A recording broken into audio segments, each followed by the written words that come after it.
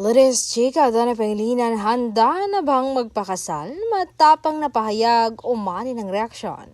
Usap-usapan ngayon si Donna Pangilinan matapos niyang amining sino bang lalaki ang hindi gustong ikasal. Sa kanyang naging pahayag, naging bukas si Donnie tungkol sa pangarap niyang magkaroon ng masayang pamilya balang araw. Bagay na ikinatuwa at ikinilig ng marami niyang supporters o ang kanilang supporters ni Belle.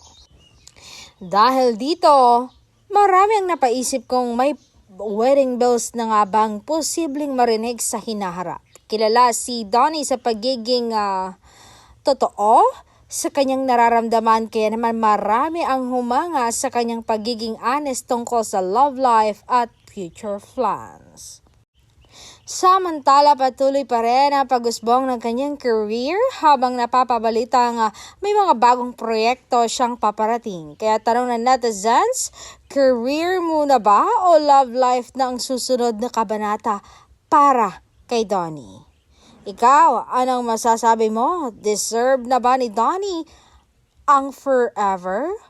O mas okay na unahin muna ang career?